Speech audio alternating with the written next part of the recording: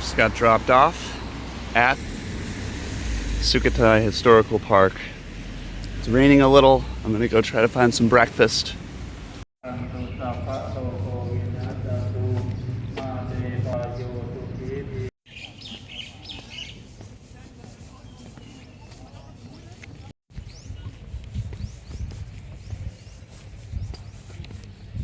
One thing happening.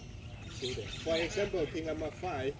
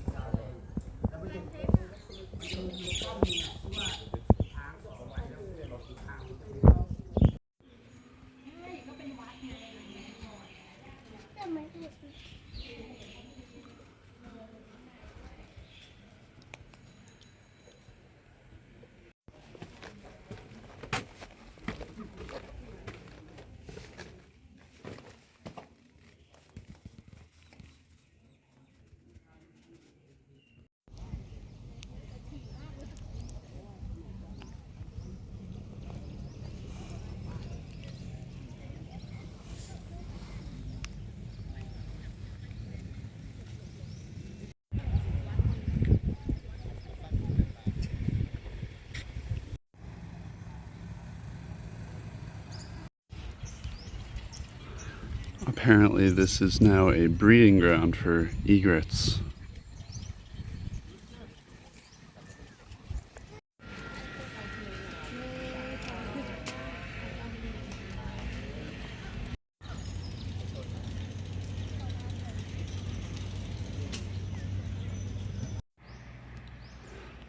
So now, getting out of the main city section, and I'm gonna go, there's a loop, goes up a hill.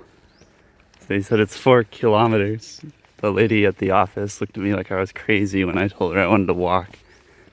But I'm really excited. This is the city wall you can see.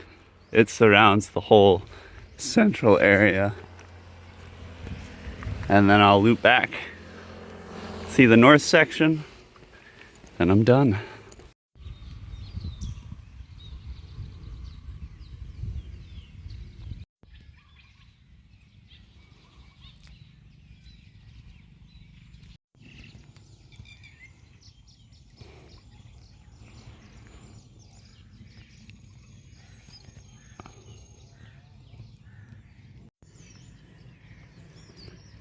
I love the milkweed over here. It's so different.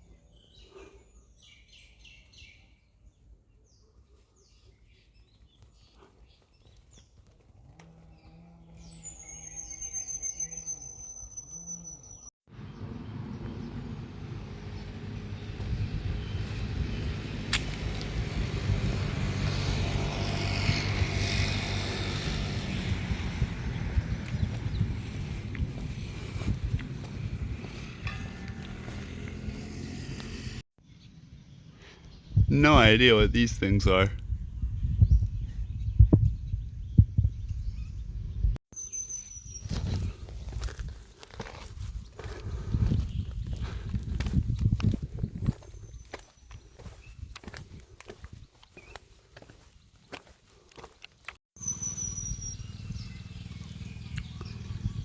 It's cool. This structure is surrounded by a moat.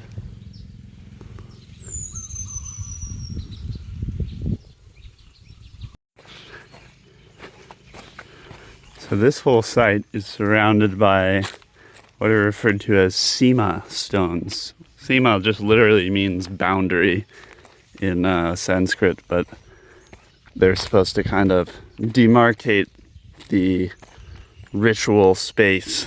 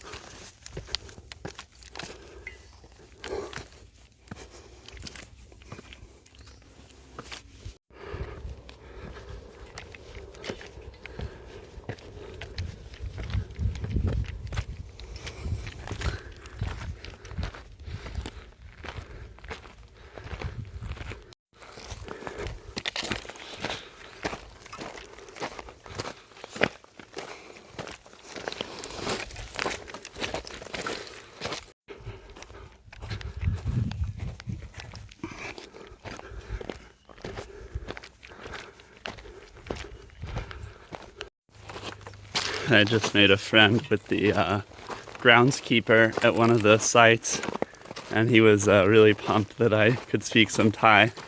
So he was giving me a whole lesson on meditation and focusing on the in and out breath. Very, very nice guy. Yeah, and we talked about veganism and vegetarianism and the differences between different sects of Buddhism. And he was telling me that on his breaks, he'll do meditation up there in the forest by that last site. So that was awesome. That's why you gotta learn the language.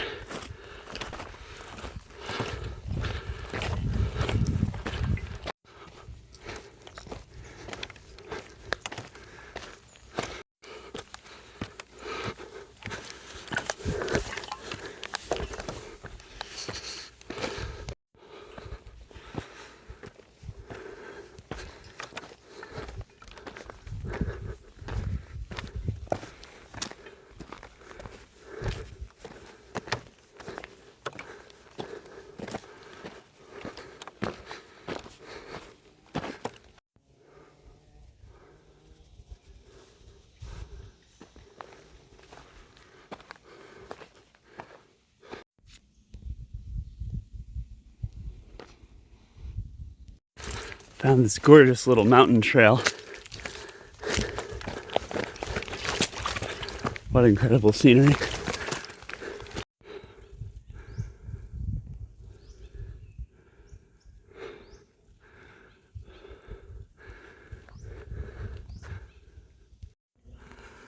There's the plane down there. Now I'm just gonna go back. Okay, this is the last point in the west side of the park, and the most visited for sure. So I'm just gonna enjoy this little stairway up.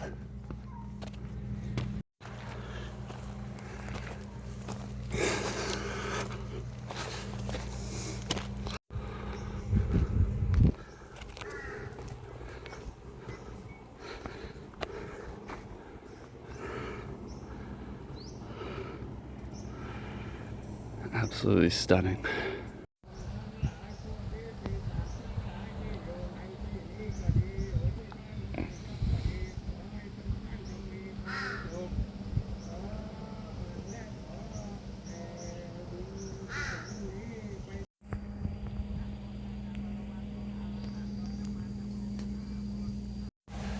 All right, someone's doing a little burn behind me for some scrap, I guess.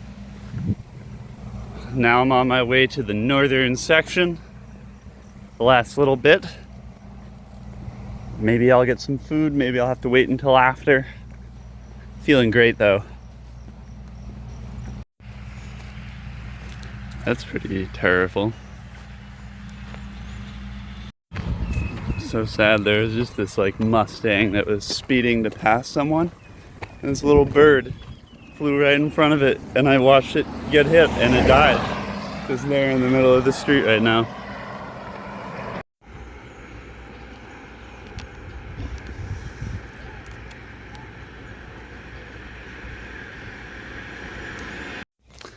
I just doubled down on some pad CU. It was like 80 baht, which is like $2.50. So that's, you know, the serving sizes are pretty small in Thailand for a hungry boy like me, but you just get two. I finally have figured out how the dogs work around here, because they're really not aggressive, but you just have to kind of show them that you're aware of their presence. I mean, this guy's barking, which is a little freaky, but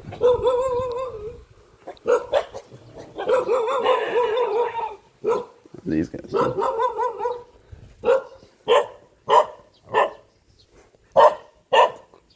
too. Jay? Yeah, that word works for some reason. And then sometimes they'll like follow behind a little bit, but usually they'll stop as long as you show them that you see them behind you. See, like they wait and then they come behind, and then you go, Jay, and then look. Pretty much they'll follow for a second and then stop. I don't know. It's just how it works. And I guess there's no way they're gonna come past this guy. He's so terrifying.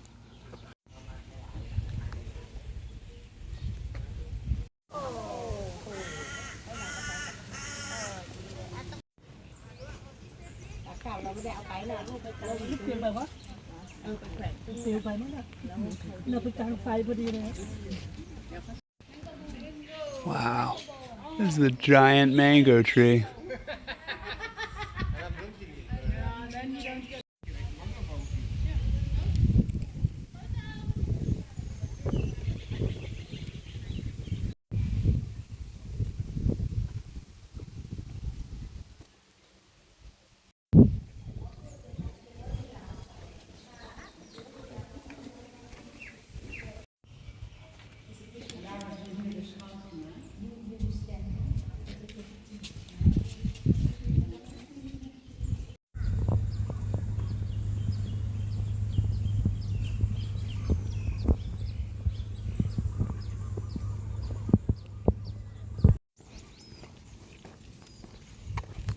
We are now in the north section of the park, wrapping up for the day.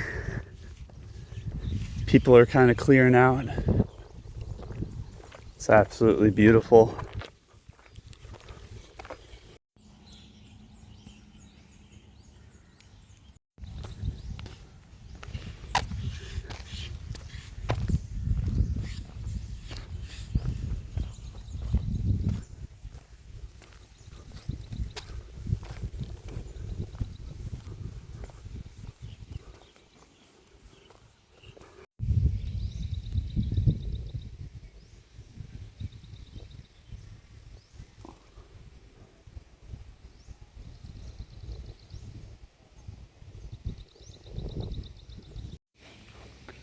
In case anyone was wondering, all this kind of porous stone that you see all over the park is called laterite, and I believe it was all collected locally.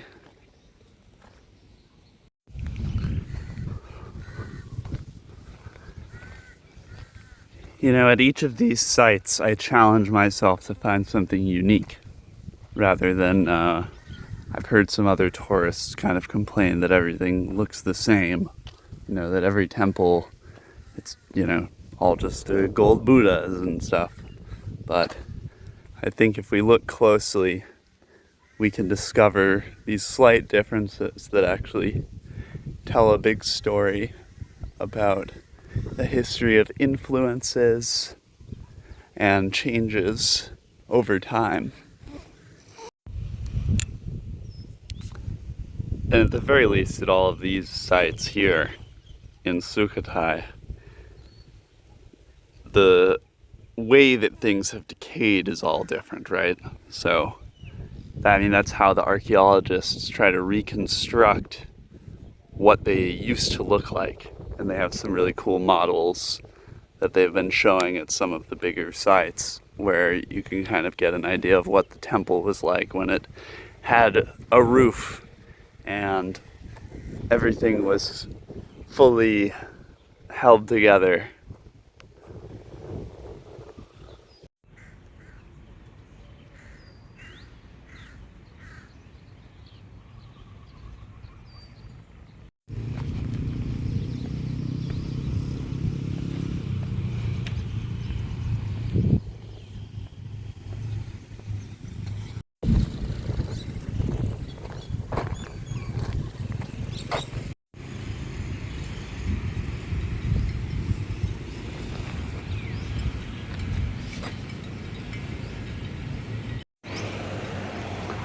I was wondering who is in charge of mowing the lawns.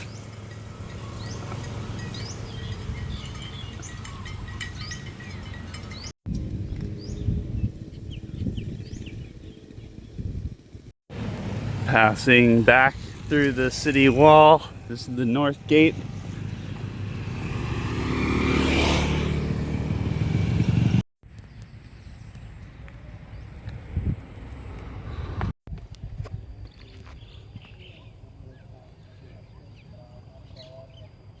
The scale of this place is absolutely mind-blowing. I mean, I've been walking all day and barely even touched the surface, it feels like. No, I mean, I've seen most of the major sites, but there's still stuff, you know, on further satellite things. And I mean, to imagine this place in its prime, it must have been truly spectacular.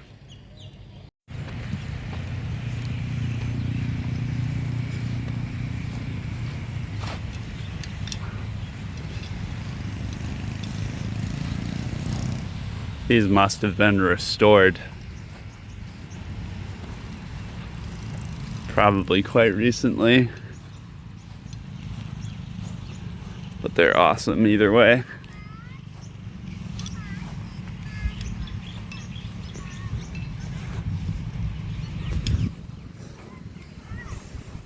Elephants were extremely important for warfare.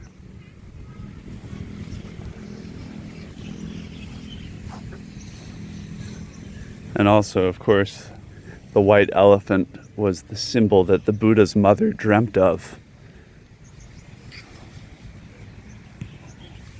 which made her realize that she was going to give birth to a very special son.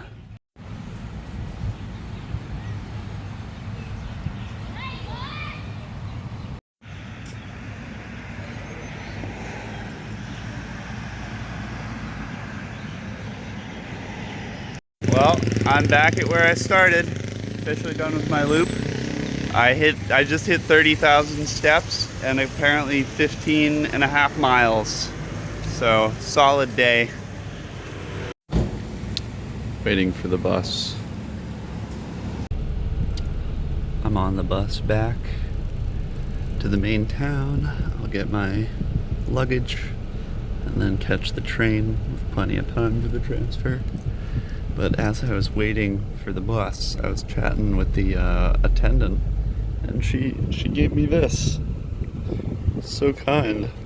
I'm gonna have to get it put on a necklace or something. Anyways, that's a good end to the day's journey. Thanks for joining.